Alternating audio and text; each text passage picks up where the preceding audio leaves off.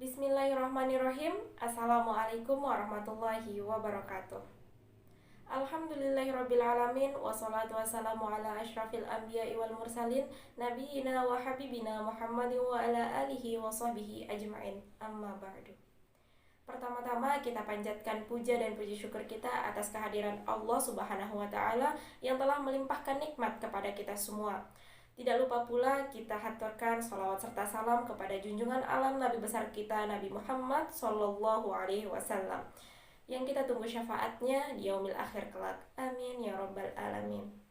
Perkenalkan, nama saya Bayu Khofifah Mir'atus Solihah dengan NIM A1C020036 dari kelas A Program Studi S1 Akuntansi Fakultas Ekonomi dan Bisnis Universitas Mataram. Pada kesempatan kali ini saya akan menyampaikan sebuah kultum yang berjudul Sebuah Literasi Baru, Jalan untuk Membangun Kembali Kejayaan Islam. Kata literasi tentunya sudah tidak asing lagi bagi kita.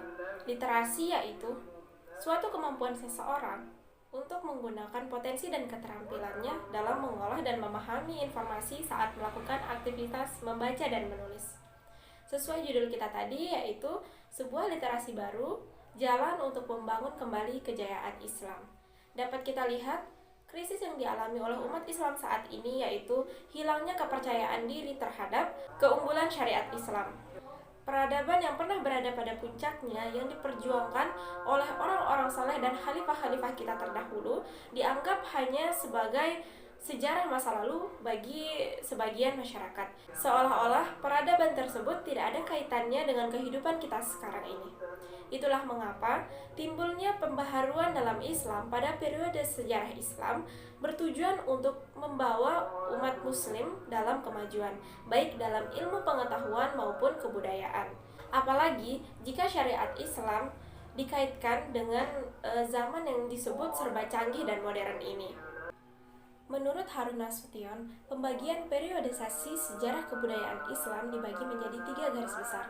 Yang pertama, periode abad klasik dimulai dari tahun 650 sampai dengan 1250 Masehi. Dan yang kedua, periode abad pertengahan dimulai dari tahun 1250 Masehi sampai dengan 1800 Masehi. Dan yang ketiga, periode abad modern dimulai dari tahun 1800 Masehi sampai dengan sekarang ini.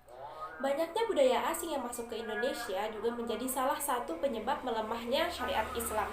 Itulah mengapa kita sebagai umat muslim tidak boleh membiarkan kejayaan Islam ini semakin meredup.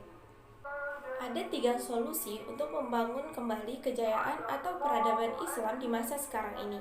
Yang pertama, yaitu membangun ilmu yang mapan. Allah Subhanahu wa Ta'ala berfirman pada Quran surah Al-Alaq ayat 1 sampai dengan 5. Bismillahirrahmanirrahim. Iqra bismi rabbikal ladzi khalaq. Khalaqal insana min 'alaq. Iqra wa rabbukal akram. Alladzi 'allama bil qalam. 'Allamal insana ma lam ya'lam. Yang artinya, bacalah dengan menyebut nama Tuhanmu yang menciptakan. Dia telah menciptakan manusia dari segumpal darah. Bacalah, dan Tuhanmu lah yang maha mulia, yang mengajar manusia dengan pena dan mengajarkan manusia apa yang tidak diketahuinya. 5 ayat pada surah Al-Alaq ini adalah ayat yang pertama kali diturunkan Allah Subhanahu wa Ta'ala ke muka bumi yang diwahyukan kepada Nabi Muhammad SAW oleh perantara malaikat Jibril. Dengan turunnya ayat ini pula mengesahkan Nabi Muhammad SAW dilantik menjadi nabi terakhir. Dan dari ayat ini pula peradaban Islam menyebar ke seluruh penjuru dunia. Surah Al-Alaq ini menjadi pondasi dasar bagi orang yang beriman. Iqra, yang artinya membaca. Membaca merupakan syarat utama memperoleh ilmu. Untuk melaksanakan dan memahami syariat Islam, dibutuhkan ilmu yang benar. Karena tidak sedikit manusia yang niatnya baik, namun terjerumus ke dalam kesalahan bahkan kesesatan. Seperti yang disebutkan oleh pepatah Arab, Ta'allam falaisa almar'u yuladu aliman, yang artinya belajarlah sebab tidak seorang pun lahir berilmu. Teknologi yang sudah berkembang saat ini dapat kita manfaatkan untuk mengejar ketertinggalan. Karena Islam memandang penting kedudukan literasi dalam perjuangan di jalan Allah Subhanahu wa Ta'ala. Di awal keemasan Islam, buku menjadi kekuatan literasi yang sangat mengagumkan. Namun kini, era tersebut sudah bergeser ke dunia maya. Pergeseran tersebut memberikan kita peluang serta tantangan, di mana peluangnya karena gerbang ke pengetahuan dan dakwah terbuka lebar. Dan tantangannya yaitu bagaimana ekosistem baru ini harus dibarengi dengan bekal agama yang kuat. Solusi yang kedua yaitu membangun iman yang mendalam. Memahami Islam dengan baik dan rinci menjadi tidak bermakna tanpa adanya iman, karena iman adalah bekal untuk menggapai keridhaan dan pengakuan dari Allah Subhanahu wa taala, serta menjadi jaminan keselamatan bagi kita. Tanpa adanya iman, kebahagiaan yang diakui oleh manusia menjadi semu dan palsu. Contohnya seperti orang kaya yang miskin iman. Orang kaya ketika hidup di dunia, jika soal materi itu bahkan lebih dari cukup.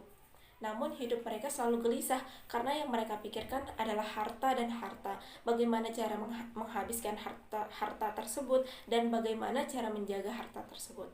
Dan solusi yang ketiga yaitu membangun ukhuwah Islam.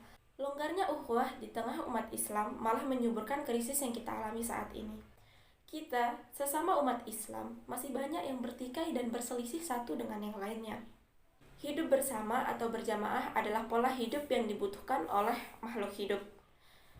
Karena kita sebagai manusia pasti akan selalu membutuhkan pertolongan. Ada banyak cara untuk menyatukan hati sesama muslim, seperti menjauhi rasa iri dengki, selalu menjaga silaturahmi, dan saling menyayangi satu dengan yang lainnya. Rasulullah Shallallahu Alaihi Wasallam bersabda, "Jangan kalian saling mendeki dan membelakangi karena permasalahan dalam hati, tetapi jadilah hamba-hamba Allah yang bersaudara." Hadis riwayat Imam Bukhari. Itulah tadi 3 solusi untuk mengembalikan kembali kejayaan atau peradaban Islam pada masa sekarang ini. Bagaimanapun kondisi umat Islam saat ini, kita sebagai umat muslim tidak boleh mengeluh ataupun berputus asa. Karena umat muslim, terutama di Indonesia, masih mempunyai kesempatan untuk mengembalikan kejayaan tersebut. Seperti yang dikatakan oleh Imam Masjid Istiqlal, Nasaruddin Umar, beliau mengatakan, "Rakyat Indonesia harus bangga karena Indonesia sudah menjadi kiblat peradaban dunia Islam. Dan masyarakatnya sudah puluhan tahun bisa hidup dalam perbedaan. Maka dari itu, kita sebagai umat muslim harus memiliki rasa optimis untuk mengembalikan kembali kejayaan Islam pada masa sekarang ini." Itu saja yang dapat saya sampaikan, kurang lebihnya mohon maaf. Sekian dan terima kasih. Wabillahi taufiq wal hidayah. Wassalamualaikum warahmatullahi wabarakatuh.